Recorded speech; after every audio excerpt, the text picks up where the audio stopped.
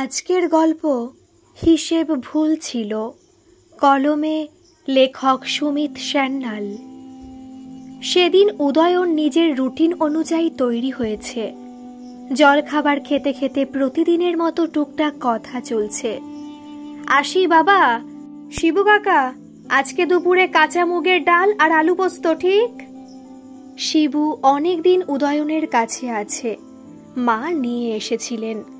অনেকদিন যেখানে বাবা বদলিতে গেছেন সাথে থেকেছে। সেটা হবে খন, তুই যা, কাজে কর্মে গন্ডগোল না হয়। বাবা হেসে বললেন। উদয়ন সেন স্বাগতম গ্রুপের ম্যানেজিং ডিরেক্টর। এই সংস্থার দেশে বিভিন্ন পর্যটন স্থলে অনেকগুলো হোটেল রয়েছে। কলকাতা, মুম্বাই, দিল্লির মতো বড় শহরে 3 স্টার, 4 স্টার হোটেল, আর সিমলা, কসৌলি, দার্জিলিং, নৈনিতাল, মহাবলেশ্বরের মতো পর্যটন স্পটে রিসর্ট হোটেল। সে নিজের থাকার জায়গা হিসেবে সিমলায় এই হিমালয়ান মাউন্টেন রিসর্টটা বেছে নিয়েছেন। এই সংস্থার প্রতিষ্ঠাতা আর কর্ণধার বীরেশ্বর মুখার্জি যদিও বেশিরভাগ সময় দিল্লিতে অথবা কলকাতায় থাকেন তার শারীরিক অবস্থার কারণে। ভদ্রলোকের হৃদযন্ত্রে গোলযোগ আছে। উদয়নকে মাঝে মাঝে তার কাছে যেতে হয়। তিনি এই সমস্ত ব্যবসা উদয়নের নাম উইল করেছেন। অবশ্য উদয়ন সেটা জানে না। মাঝে মাঝে উদয়ন বাকি হোটেলগুলো পরিদর্শন করতে যায়। এই রিসর্টটা একটা পাঁচিল ঘেরা বিশাল জায়গা নিয়ে তৈরি। ছোট বড় সুদৃশ্য কটেজ ছড়িয়ে রয়েছে চারিদিকে। মাঝখানে বড় মতো অফিস ঘর। উদয়নের কটেজটা একটু বড়। অফিস ঘরের পেছনে একটা ঢাকা বারান্দা ওর কটেজটা অফিস ঘরের সাথে জুড়ে দিয়েছে। রিসেপশন কাউন্টারের পেছনেই উদয়নের অফিস। সামনের দেওয়ালটা কাচের। সেটাই সে কাউন্টারের মানুষজনকে দেখতে পারে, কিন্তু এদিক থেকে কেউ তাকে দেখতে পায় না। সেদিন উদয়ন যে মুহূর্তে নিজের অফিসে এসে বসেছে তার চক্ষু স্থির। কে দাঁড়িয়ে আছে কাউন্টারে? ও সুলগ্না না? সাথে সমবয়সী আরও একজন মহিলা। দুজনের সামনে রেজিস্টারে নিজেদের নাম ঠিকানা লিখল। ঘরের চাবি হাতে নিয়ে দুজনে বেয়ারার সাথে চলে গেলেন। ওরা যেতেই উদয়ন কাউন্টার থেকে রেজিস্টারটা চেয়ে নিয়ে গেল। দেখল দুজনের নাম লেখা রয়েছে, সুলগ্না মুখার্জি ও দীপা মিত্র। সুলগ্না মুখার্জি? উদয়ন যে সুলগ্নাকে জানত তার পদবি গুপ্ত ছিল। তাহলে কি সুলগ্না বিয়ে করেছে? কিন্তু না তো। হাতে না দেখলো শাখাপলা, না দেখলো সিঁথিতে সিঁদুর। উদয়ন যেন তলিয়ে যাচ্ছে। এক অদ্ভুত হারিয়ে যাওয়ার অনুভূতি। সুলগ্না আমায় ভুলে গেছে, এই ভাবনাটা ওর জন্য মর্মান্তিক। উদয়ন দেখল সুলগ্না কলকাতার পাওয়ার টেক কোম্পানির প্রেসিডেন্ট। সাথের মহিলা তার সহকারী অর্থাৎ এক্সিকিউটিভ অ্যাসিস্ট্যান্ট। সুলগ্না এত উন্নতি করেছে এই 12 বছরে। সে সুলগ্নার জন্য গর্বিত বোধ করছে। তারপর সেদিন তার কোনো কাজে মন লাগছে না। দুপুরে বাড়িতে খেতে বসে উদয়ন নীরবে একটু 2 গ্রাস খেয়েই উঠে পড়ল। আরে তোর কি হলো, কিছু খেলি না? শিবু তোর জন্য কাঁচা মুগ ডাল আর আলু পোস্ত রাঁধলো, পাবদা মাছের ঝাল, আনারসের চাটনি, কিছুই তো খেলি না। বাবা বললেন। ইচ্ছে করছে না বাবা, কেমন যেন চাপা অম্বল হয়েছে মনে হচ্ছে। আমার মনে হচ্ছে কারণটা অন্য। কি হয়েছে বলতো? ওই মস্তানদের দল আবার এসেছিল নাকি? বাবা চিন্তিত স্বরে বললেন। না বাবা, ওই সব কিছু না। উদয়ন বাথরুমে ঢুকে গেল। তারপর চুপচাপ নিজের অফিসের দিকে চলে গেল। অফিসে ঢুকে সে কাউন্টারের কর্মচারীকে ডাকল। প্রেসিডেন্সিয়াল কটেজের গেস্ট কি ঘরে আছে? উদয়ন ইংরেজিতে জিজ্ঞাসা করল। না স্যার, ওনারা আজকে সাউথ সিইং এর জন্য বেরিয়েছেন। হোটেলের গাড়ি নিয়েছেন, প্যাকেজ লাঞ্চ সাথে নিয়েছেন। কখন ফিরবেন বলে গেছেন? সঠিক বলেননি স্যার, তবে বিকেলে হাইটি ব্যবস্থা রাখতে বলেছেন, অর্থাৎ 6টার মধ্যে চলে আসবেন বোধহয়। গেস্ট সার্ভিস ম্যানেজার এর মধ্যে এসে দাঁড়িয়েছেন। দেখুন মিস্টার চৌহান, ওনারা আমাদের বিশিষ্ট অতিথি। আপনি এই সব জিনিসের ব্যবস্থা করুন। বলে উদয়ন একটা লিস্ট ওনার হাতে দিল। ভদ্রলোক একবার নিজের বসের দিকে তাকালো আর নিঃশব্দে ঘর থেকে বেরিয়ে গেল। সন্ধ্যায় নিজের ঘরে ঢুকে সুলগ্না থমকে দাঁড়ালো। এরা তো দেখছি আমাদের কটেজের চেহারাই পাল্টে দিয়েছে। এই যে রজনীগন্ধা সাজিয়েছে সবকটি ফুলদানিতে, এই যে দেখো এই ফলের ট্রেতে সব আমার পছন্দের ফল, আম, আনারস, লিচু, নাশপাতি, এইসব জোগাড় করলো কি করে? আর এই মিষ্টির গিফট প্যাক, সন্দেশ কোথায় পেল? এখানে কেউ আছে যে আমার পছন্দ ভালোভাবে জানে? হ্যাঁ দিদি, এই দেখুন বেড কভার আপনার পছন্দের রং। এই যে কচি কলাপাতা রঙের বেডশিট, সকালে তো সাদা ছিল। আর এই দেখো স্পেশাল ডিনারের ইনভিটেশন, সেখানে আবার কি চমক দেখতে পাবো কে জানে। সুলগ্না বলল, সত্যি অতিথিদের খাতির কিভাবে করতে হয় এরা ভালোভাবে জানে। তবে এত দাম দিয়ে প্রেসিডেন্সিয়াল কটেজ কজন ভাড়া করতে পারে, তাও টানা 10 দিন? রাতে ডিনার খেতে গিয়ে আবার চমক। সাধারণত সব হোটেলে খাবারের মেনুতে উত্তর ভারতীয় মেনুর প্রাধান্য থাকে, তার সাথে মাঝে মাঝে কিছু কাশ্মীরি আইটেম। বাঙালি খাবার বলতে বড়জোর রসগোল্লা আর রসমালাই, কিন্তু আজকে তো সব বাঙালি খাবার। লাল শাক ভাজা, শুক্তো দিয়ে শুরু করে বাসন্তী পোলাও, ভাপা ইলিশ, ডাব চিংড়ি, মিষ্টি দই আর নানা রকমের সন্দেশ। এইসব মেনু আপনারা কি করে তৈরি করলেন? এইগুলো তো একেবারে বাঙালি আইটেম। আর তার থেকে বড় কথা হলো আমার পছন্দের আইটেম। সুলগ্না বেয়ারাকে ডেকে জিজ্ঞেস করলো। বেয়ারা স্টুয়ার্টের দিকে তাকালো। আপনি তো এখন কিছুই খেয়ে দেখেননি ম্যাডাম। স্টুয়ার্ট হেসে বলল, আমি দেখেই বলতে পারি সব অথেন্টিক বাঙালি খাবার। আমরা চেষ্টা করি আমাদের অতিথিদের অন্তত একটা স্পেশাল ট্রিট দিতে। আমাদের ম্যানেজমেন্ট অতিথি কোথা থেকে আসছেন জেনে নিয়ে তার ভিত্তিতে স্পেশাল মেনু তৈরি করে। এইসব মেনু উদয়ন নিজে দাঁড়িয়ে তৈরি করিয়েছে। সে জানে, কিন্তু তার নির্দেশ মতো সেটা জানালো না। এক্সিলেন্ট, আমি এইরকম আতিথেয়তা আজ পর্যন্ত কোথাও পাইনি। Thank you madam. স্টুয়ার্ট ধন্যবাদ জানিয়ে চলে গেল। এবারে দুজনে খাওয়ায় মন দিল। শেষ পাতে সুন্দর রূপোর পান পাতার মতো ট্রেতে মিষ্টি পান নিয়ে এসেছে। মিষ্টি পান? দীপা প্রায় লাফিয়ে উঠল। সুলগ্না একটা বড় অঙ্কের টিপ দিয়ে সঙ্গীকে নিয়ে উঠে পড়ল। নিজের ঘরে ফিরে দুজনে এই নিয়েই কথা বলছে। আমি বাজি ফেলে বলতে পারি এখানে কেউ নিশ্চয়ই আছে যে আমাকে খুব কাছ থেকে জানে। সুলগ্না বলল। একসময় দুজনে নিজের ঘরে শুতে চলে গেল। সেদিন নিজের বিছানায় শুয়ে শুয়ে সুলগ্না অতীতের স্মৃতিচারণ করছে। হঠাৎ তার শিশু বয়স থেকে যৌবনের দোরগোড়া পর্যন্ত সময়টা তার চোখের সামনে ভেসে উঠেছে। জীবনের 21 বছর উদয়ন তার সাথে ছিল। কত স্বপ্ন দেখেছিল দুজনে, সে কোথায় হারিয়ে গেল। অবশ্য আমি তো তার জন্য অপেক্ষা করিনি, সুলগ্না ভাবল। কখন সুলগ্না ঘুমিয়ে পড়েছে। পরদিন সকালে সুলগ্না প্রতিদিনের মতো ভোরে উঠেছে। দীপা একটু ঘুম কাতুরে, ও ঘুমাক। সুলগ্না মনে মনে বলল। বাথরুম সেরে সে ট্রাকস্যুটের ওপর একটা কার্ডিগন চাপিয়ে নিল। যদিও মে মাস, তবে সিমলায় এই সময়ে একটু হালকা শীতের আমেজ থাকে। সে আজকে রিসর্টের মধ্যেই হাঁটবে। এখানকার রাস্তাঘাট সে জানে না। কটেজের বাহিরে এসে সুলগ্না একবার বুক ভরে নিঃশ্বাস নিল। প্রকৃতির অপার্থিব সুবাস সে নিজের ফুসফুসে ভরে নিতে চায়।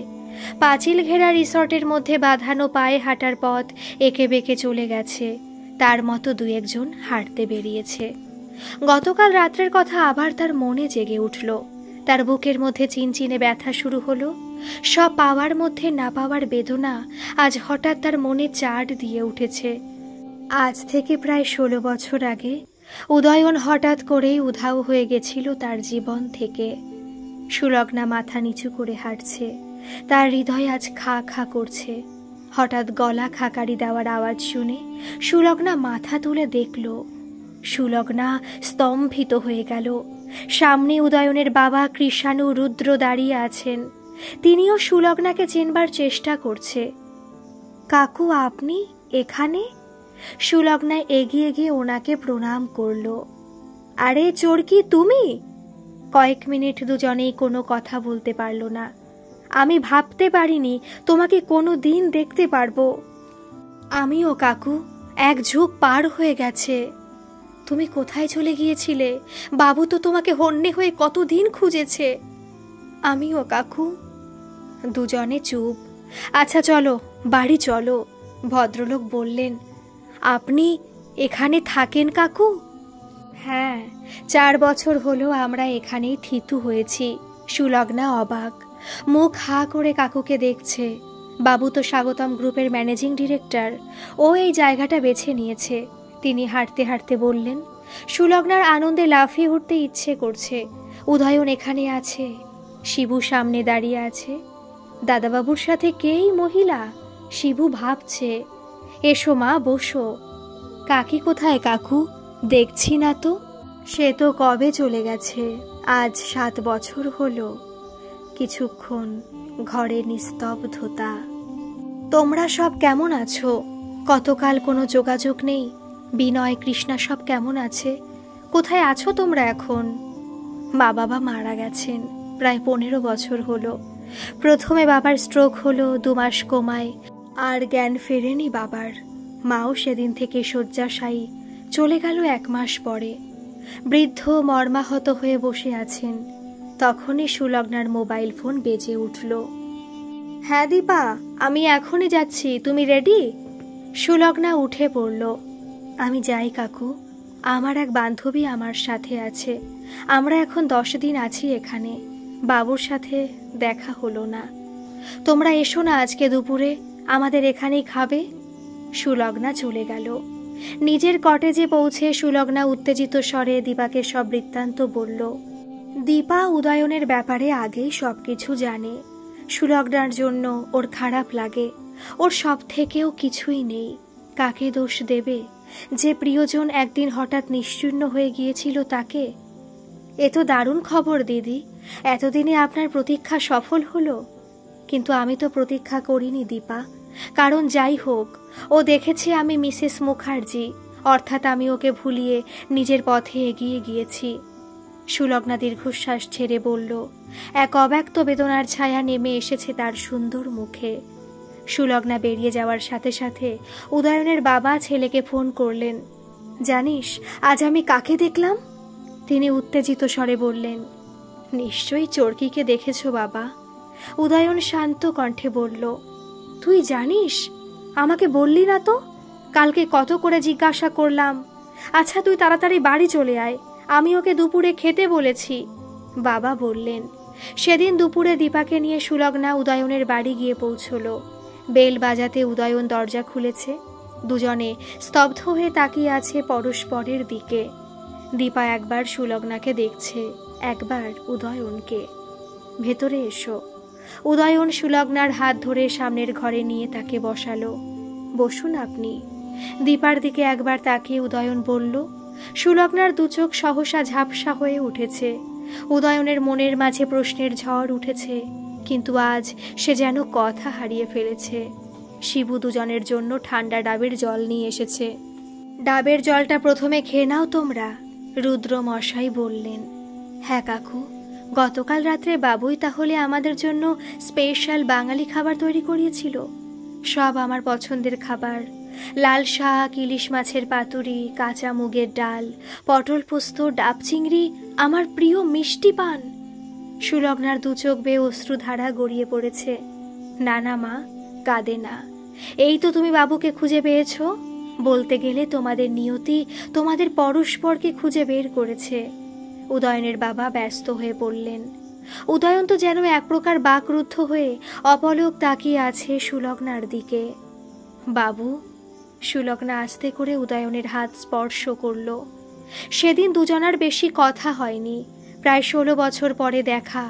কত কিছু জানবার আছে, কত কিছু জানাবার আছে, কত না বলা কথা রয়ে গেছে।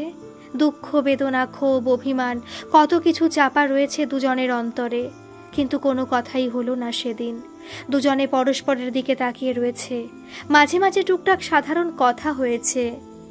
যা কিছু বলার উদয়নের বাবাই বলছেন। দীপার সাথে রয়েছে, সে কারণেও সুলগ্না আবেগ চেপে রেখেছে। দুপুরের খাওয়ার পরে উদয়ন নিজের অফিসে চলে গেল, আর সুলগ্না দীপাকে নিয়ে নিজের ঘরে ফিরে গিয়েছিল। তাদের কথা হয়েছিল বিকেলে তারা উদয়নের সাথে ম্যাল রোডে হাঁটতে যাবে। ঘরে ঢুকে দীপা বলল, এত বছর পর দেখা হলো, আপনি তো উদয়নবাবুর সাথে কোনো কথাই বললেন না দিদি। হ্যাঁ, কেন বললাম না? কত কিছু বলার ছিল, মুখে কোনো কথাই আসলো না। ওরও নিশ্চয়ই অনেক কিছু বলার ছিল, কিন্তু কেমন ফ্যাল ফ্যাল করে তাকিয়েছিল।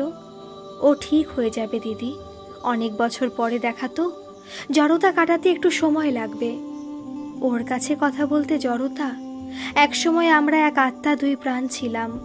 সুলগ্না আরও একবার অতীতে চলে গেছে। একটা সময় ছিল দুজনে দিনের বেশিরভাগ সময় একসাথে থাকতো, খেলাধুলা, আলাপ আলোচনা সব বাবুর সাথে। বাবু কি রে, ও তোর থেকে বড় না? বাবু দা বলতে পারিস না? মা বলতেন। কেন কাকিমা, চরকি তো আমার বন্ধু, ও আমাকে তুমি বলবে কেন? বালকের নিষ্পাপ দু চোখের প্রশ্ন মাকে নিরুত্তর করে দিত। বিকেলে উদয়ন সুলগ্নার ঘরে গিয়ে বেল বাজালো। সুলগ্না তৈরি ছিল, অপেক্ষা করছিল। দীপা ওদের সাথে গেল না। আপনারা যান উদয়নদা, আমার ইচ্ছে করছে না, একটু গা ম্যাচ ম্যাচ করছে, ঠান্ডা হাওয়াটা লাগাতে চাইছি না। অগত্যা দুজনে বেরিয়ে পড়ল। ম্যাল রোডের একদিকে একটু নিরিবিলিতে একটা বেঞ্চে গিয়ে বসলো। গরমকালে এই সময় দেশ বিদেশ থেকে প্রচুর মানুষজন সিমলা বেড়াতে যায়। উদয়ন সুলগ্নার একটা হাত নিজের হাতে তুলে নিয়েছে। দুজনে দু চোখে অনেক অব্যক্ত প্রশ্ন নিয়ে চেয়ে আছে পরস্পরের দিকে। আমি ভাবতে পারিনি ওইভাবে তোমার সাথে যোগাযোগ ছিন্ন হয়ে যাবে। আমি বিএসসি পাশ করে দিল্লিতে ইনস্টিটিউট অফ হোটেল ম্যানেজমেন্টে ভর্তি হওয়ার জন্য পরীক্ষার প্রস্তুতি নিচ্ছি। তোমাকে তো বলেছিলাম। তুমি কলকাতায় বিএসসি পাশ করে এমএসসিতে ঢুকবে জেনে এসেছিলাম। বাবা বদলি হয়ে চলে আসলেন দিল্লি। তোমাকে জানালাম, কোনো উত্তর নেই।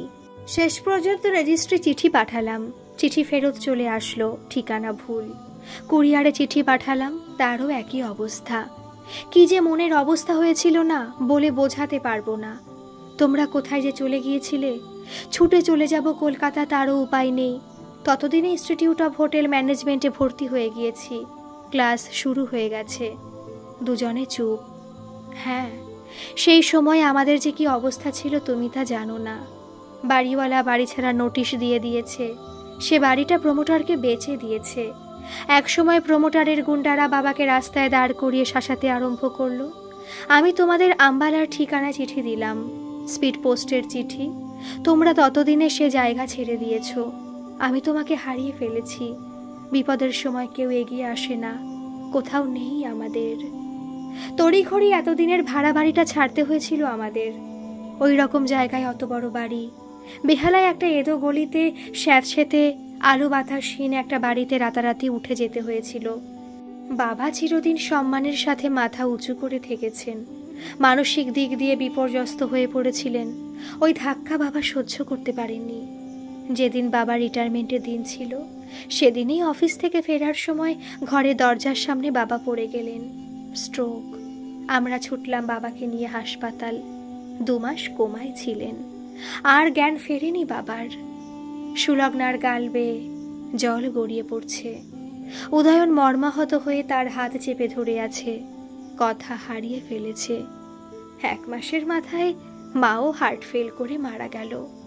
সেদিন আমি একেবারে একা হয়ে গেছি গো। কেউ ছিল না আমার কাছে, তুমিও না। সুলগ্না ফুপিয়ে কেঁদে উঠল। কিছুক্ষণ দুজনেই নির্বাক বসে রইল। উদয়ন সুলগ্নার মাথায় পিঠে হাত বুলিয়ে দিচ্ছে। যা কিছু হয়েছে তাতে তোমার কোনো হাত ছিল না চরকি। একে নিয়তির পরিহাস ছাড়া আর কি বলবো। আমার ক্ষেত্রে তো শুধু পোস্টাল ডিপার্টমেন্টের গন্ডগোল, কিন্তু তোমার বিপর্যয় তো অনেক বড় ছিল। তারপরেও তুমি নিজেকে প্রতিষ্ঠিত করেছ, এটা কম কথা নয়। সেটার ইতিহাস আরও একদিন তোমায় বলবো বাবু। চলো যাই।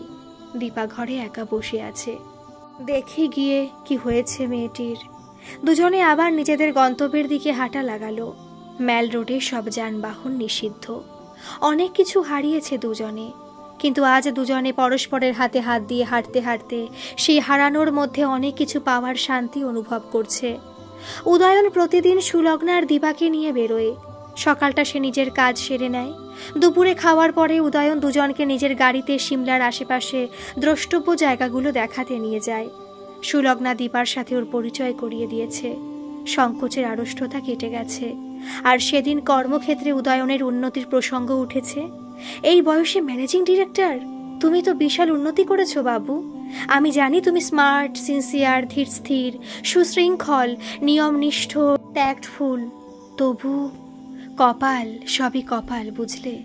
কপালের জন্যই তোমাকে হারিয়েছি, কপালের জন্যই এই কোম্পানিতে চাকরি আর এই পজিশন পাওয়া। উদয়ন নিজের কাহিনী বলতে আরম্ভ করলো। হোটেল ম্যানেজমেন্ট পড়া শেষ করে আমি ইন্টারভিউ দিতে গেছি। এই স্বাগতম গ্রুপের হেড অফিস তখন কলকাতায় ছিল। আমি 2 দিন আগেই চলে গিয়েছিলাম। ভেবেছিলাম কলকাতা চষে ফেলবো, তোমাকে খুঁজে বাহির করতে হবে। আমাদের পাড়াতে গিয়ে দেখলাম পাড়া চেহারাই পাল্টে গেছে। ছোট বড় বাড়িগুলো যেন ম্যাজিকের মতো উধাও হয়ে গেছে। সব বড় বড় ফ্ল্যাট বাড়ি। আমাদের ঠিকানা খুঁজে বের করতে আমার বেশ বেগ পেতে হয়েছে। দেখলাম পাশাপাশি আমাদের বাড়ি দুটোর জায়গায় একটা বেশ বড় মতো হাউজিং কমপ্লেক্স তৈরি হয়েছে। পাড়া প্রতিবেশী কারো কোনো চিহ্ন নেই। চাকরিটা শেষ পর্যন্ত আমি পেয়েছিলাম, কিন্তু সেদিন আমি আমার সব কিছু হারিয়ে এসেছি। উদয়ন একটা দীর্ঘশ্বাস ছাড়ল। কয়েক মিনিট নিস্তব্ধতা। কিন্তু উদয়ন দা, আপনি উন্নতি করেছেন। কলেজ থেকে বেরিয়ে তো নিশ্চয়ই ট্রেনি হয়ে ঢুকতে হয়েছিল। আপনার মধ্যে এত ক্যাপাসিটি ছিল, ট্যালেন্ট ছিল বলেই তো আপনি এগোতে পেরেছেন। দীপা বলল, ওই তো বললাম, কপাল। আমাদের দেশে প্রতিভা, যোগ্যতার কি কোনো অভাব আছে? উদয়ন হাসল। না, আমি বলবো না বাবু নিজে সিনসিয়ারলি চেষ্টা করেনি, বাও কাজে ফাঁকি দিয়েছে। এবার উদয়নের বাবা বললেন, কিন্তু তার সাথে তখনই ও এমন সব ঘটনাচক্রে জড়িয়ে পড়েছে যে ও এক ধাপে অনেকটা উঠে গেছে। ও ভালো করে বলতে পারবে। আমি আর্মির লোক, বেশি কথা গুছিয়ে বলতে পারি না। হ্যাঁ হ্যাঁ, তুমি বলো বাবু। আমি তো তোমার 16 বছরের অন্তরালের কাহিনী কিছুই জানি না। অসাধারণ কিছুই না। বাবা আমাকে শিখিয়েছে যা কাজ হাতে পাবে সেটার সাথে মিশে যাবে। কাজে শুধু মাথা খাটালেই হবে না, মনও দিতে হবে। যেমন যুদ্ধক্ষেত্রে আমাদের সৈন্যদলের লোকগুলো যেভাবে ডু আর ডাই মনোভাব নিয়ে ঝাঁপিয়ে পড়ে, তেমন টার্গেট বুঝে এগিয়ে যেতে হবে। কলেজে যা কিছু শিখেছিলাম, যা কিছু পারিপার্শ্বিক অবস্থান দিয়ে জেনেছি, যখন যেমন প্রয়োজন হয়েছে কাজে লাগিয়েছি। আমাদের কর্ণধার মুখার্জি সাহেবও আমাকে উৎসাহ জুগিয়েছেন। ওনার ব্যবসা ফুলে ফেপে উঠেছে, কিন্তু তিনি নিজের উন্নতির ফল সব সময় ভাগ করে নিয়েছেন। দেশে 32টি হোটেল, 54টা নামি দামি রেস্টুরেন্ট, স্বাগতম গ্রুপ আমাদের দেশে এক পরিচিত প্রতিষ্ঠান। উনি স্বপ্ন দেখেছিলেন ওনার পরে তার একমাত্র ছেলেই ব্যবসাটা দেখবে। সেই পরিকল্পনা নিয়ে ছেলেকে সুইজারল্যান্ড পাঠালেন হোটেল ম্যানেজমেন্ট পড়তে। 5 বছর পরে ছেলে দেশে আসলো এক ফরাসি বউকে সাথে নিয়ে। মেয়েটির বাবা ইউরোপে ধনকুবের।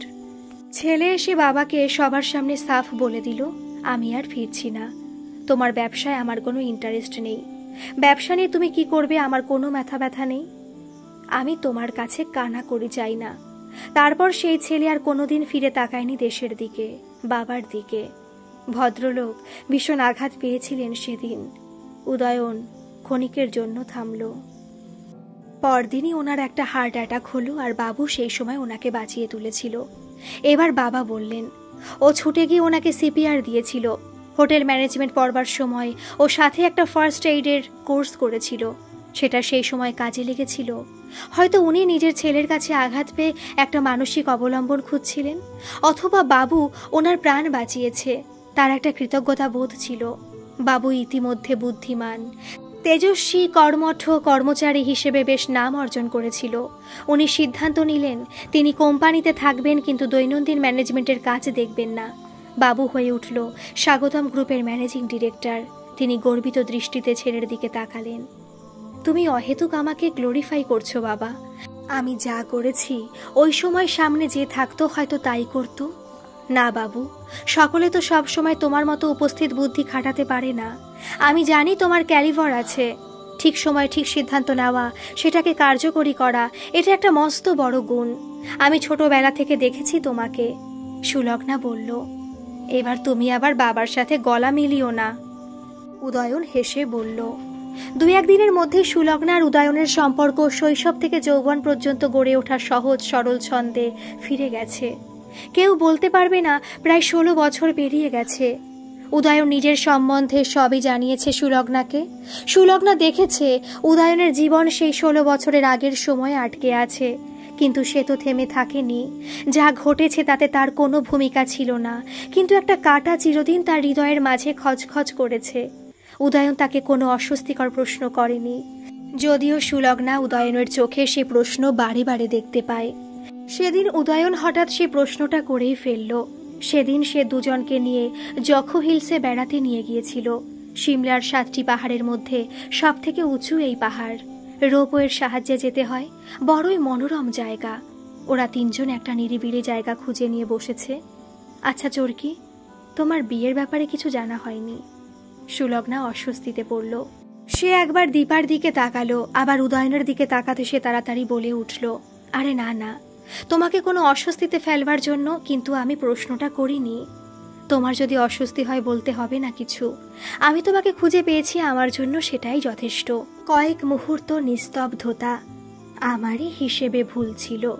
ছেলেবেলা যে খেলাঘর আমরা বেঁধেছিলাম সেটা তো সব সময় হয়ে ওঠে না। ছোটবেলা আমরা দুজনে ঘর ঘর খেলতাম, তার মানে তো এটা নয় যে বড় হওয়ার পরেও সে কল্পনা বাস্তবে রূপায়িত হবে। সেটা হয় না। কিন্তু তুমি তো জানোই, পুরুষ মানুষ বুড়ো হলেও বড় হয় না। তাছাড়া অতীতে আটকে থাকার কোনো মানেই হয় না। সুলগ্না মাথা নিচু করে বসে রয়েছে। আপনি যদি দিদির অতীতের সম্বন্ধে জানতেন তবে এই কথা বলতেন না, এক সময় দীপা বলল। সুলগ্না সজল চোখে তাকিয়ে রয়েছে। না না, আমারই ভুল হয়েছে চোরকি। আমি তোমাকে আঘাত দেওয়ার জন্য কথাটা বলিনি। না, আমি বলবো, তোমার জানা দরকার। সুলগ্না আঁচল দিয়ে চোখ মুছে নিয়েছে। বাবা মা মারা গেলেন। সুলগ্না বলতে আরম্ভ করলো। বাবা তো প্রাইভেট কোম্পানিতে কাজ করতেন, কোনো পেনশন নেই। পিএফ এর জমানো টাকা অনেকটাই তোলা হয়ে গিয়েছিল ঠাকুরদার হার্টের অসুখের চিকিৎসা আর বাইপাস অপারেশনের জন্য। ভাগ্যিস কি ভেবে বিএসসি পড়ার সময় টাইপিং, স্টেনোগ্রাফি শিখেছিলাম, একটু কম্পিউটারও শিখেছিলাম। দৈবাত পাওয়ার টেক কোম্পানিতে স্টেনোটাইপিস্টের চাকরিটা পেয়েছিলাম। সুলগ্না বলে যাচ্ছে, তা হয়তো পেয়েছিলেন দিদি, কিন্তু শীঘ্র আপনি আপনার যোগ্যতা প্রমাণিত করেছিলেন। তাই তো 2 বছরের মাথায় এক্সিকিউটিভ অ্যাসিস্ট্যান্ট টু প্রেসিডেন্ট হয়ে উঠেছিলেন। দীপা বলল, কিন্তু সেখান থেকে একেবারে প্রেসিডেন্ট? উদয়ন বলল, সেটা কপাল আর পরিস্থিতির পাকে চক্রে পড়ে হয়েছে বাবু। আমাদের প্রেসিডেন্ট কল্যাণ মুখার্জি কাজের মর্যাদা দিতে জানতেন, তাই আমি পদোন্নতি পেয়েছিলাম। ভদ্রলোকের একটা দুঃখজনক পটভূমি ছিল।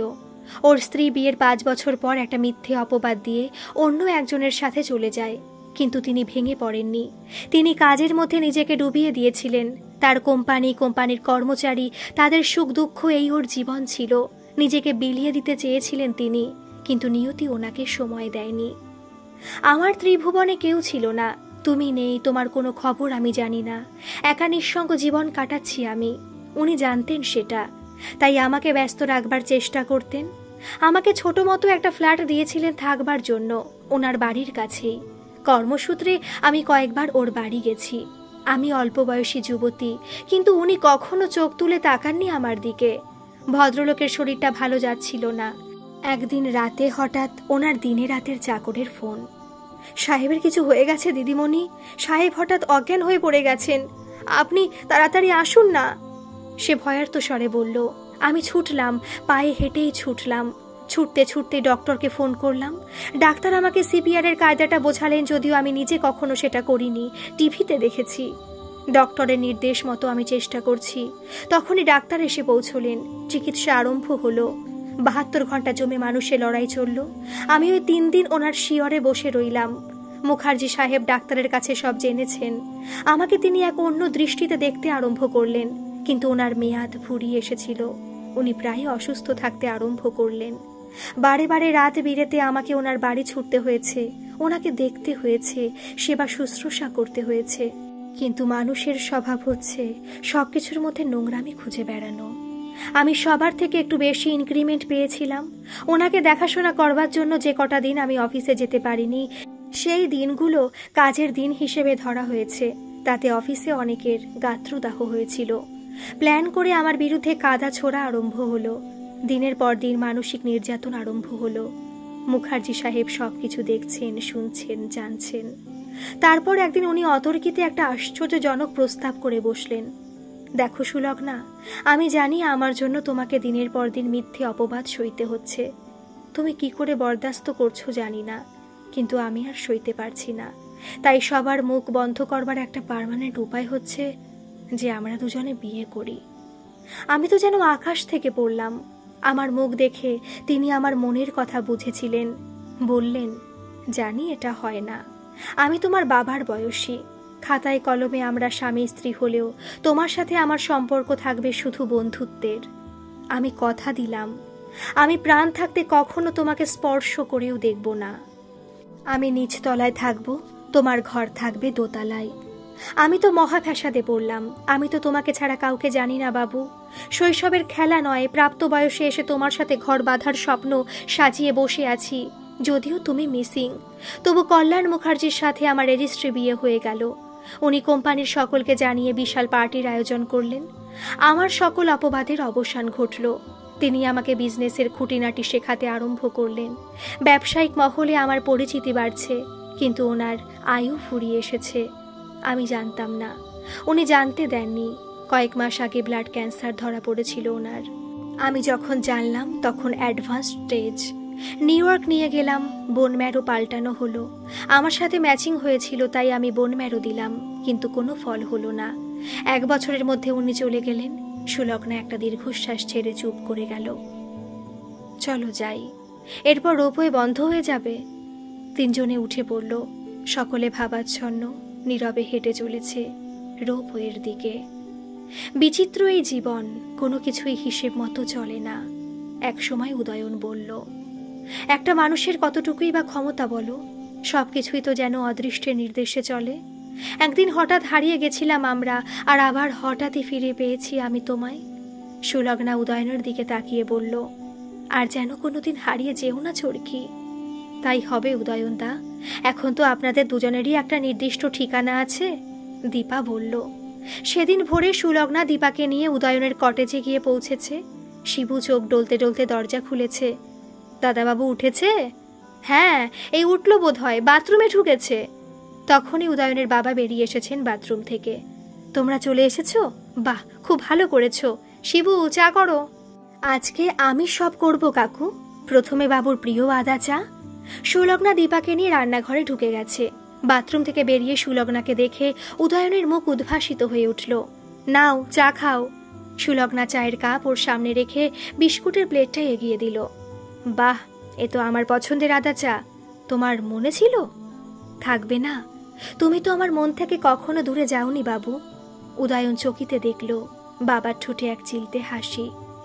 শুনে সুখী হলাম চরকি, উদয়ন সপ্রতিভ কণ্ঠে বলল। তারপর উদয়ন স্নান টান সেরে অফিসে যাওয়ার জন্য তৈরি হয়ে যখন ডাইনিং টেবিলে এসেছে, সুলগ্না গরম গরম ডালপুরি আলুর দম নিয়ে এসেছে, সাথে রাজভোগ আর ক্ষীর কদম। আরে, এত সব কখন করলে? অর্ধেক ব্যবস্থা ও গতকাল এসে করে গিয়েছিল, মিষ্টি কালকে এনে রেখেছিল। বাবা বললেন। আজকের দিনটা কি স্পেশাল কিছু আছে? উদয়ন সুলগ্নার দিকে তাকালো। সুলগ্না একবার কাকুর দিকে তাকালো, মুখে কিছু বলল না। জলখাবার খেয়ে উদয়ন নিজের অফিসে চলে গেল। কিছুক্ষণ পরে উদয়ন বাড়িতে ফোন করলো। বাবা, চরকি কি ওখানে আছে? হ্যাঁ। কোথায় সে? এই তো। হ্যালো চরকি, কি করছো? তোমার অপেক্ষা। তাই, লাঞ্চ পর্যন্ত আছো তো? হ্যাঁ আছি, থাকবো। উদয়ন হাসলো। আচ্ছা, দেখা হচ্ছে। সেদিন দুপুরে খেতে বসে উদয়ন অবাক। আরে, এত সব কে বানালো? ওরা দুজন তো সকাল থেকে লেগে রয়েছে রান্নাঘরে। সকালে তুই চলে যেতে দুজনে কত কিছু বাজার করে নিয়ে আসলো, বাবা বললেন। তখনই সুলগ্না এসে একটা চকচকে বেহালা উদয়নের হাতে দিল। শুভ জন্মদিন বাবু। আরে, তোমার মনে ছিল? হ্যাঁ, আমি তো বললাম আমি চিরদিন তোমার কাছেই ছিলাম। সহসা উদয়নের মুখে কোনো কথা ফুটল না। আমি কতদিন বেহালা বাজানো ছেড়ে দিয়েছি চরকি। তোমাকে হারিয়ে সুরের সাথে সম্পর্ক শেষ হয়ে গিয়েছিল। আবার শুরু করো বাবু, দেখবে সুরের সাথে সবকিছু ফিরে আসবে। তাই যেন হয়, তাই যেন হয় মা, উদয়নের বাবা বললেন। সুলগ্না মনে করে সব উদয়নের পছন্দের পদ রান্না করেছে। শুক্তো দিয়ে শুরু, লাল শাক ভাজা, কাঁচা মুগ ডাল, আলু পোস্ত, তার সাথে গরম গরম বেগুনি, পটলের দোরমা, রুই মাছের কালিয়া, বাসন্তী পোলাও, চালের পায়েস আর সন্দেশ। প্রথমে বাবা উদয়নকে পায়েস খাওয়ালেন, সে বাবাকে পায়ে হাত দিয়ে প্রণাম করল। সুলগ্না পায়েস খাওয়ালো। হঠাৎ উদয়ন হাত বাড়িয়ে তৎক্ষণাৎ হাত টেনে নিয়েছে। তার ঠোঁটে মুচকি হাসি। ক্ষণিকের জন্য সুলগ্নার মুখে আরক্তিম আভা ছড়িয়ে পড়েছে। ইদানিং সুলগ্না রাত্রে শোবার সময়টা ছাড়া সারাক্ষণ উদয়নের সাথেই থাকে। মাঝে এই বিস্তর ব্যবধানটা যেন কোথায় উধাও হয়ে গেছে। দুজনে আবার স্বপ্ন দেখতে আরম্ভ করেছে, কিন্তু কেউ মুখ ফুটে পরস্পরকে কিছু বলছে না। সেদিন দীপা বলল, দিদি, আপনি আপনার মনের কথা উদয়নদাকে বলছেন না কেন? কি করে বলি দীপা, আমি তো তার সেই আগেকার চোরকি নই। ও কি সেটা মেনে নিয়েছে? না মেনে নিতে পারবে? অমর কথা বলছেন কেন দিদি? উনি তো সবকিছুই জানেন।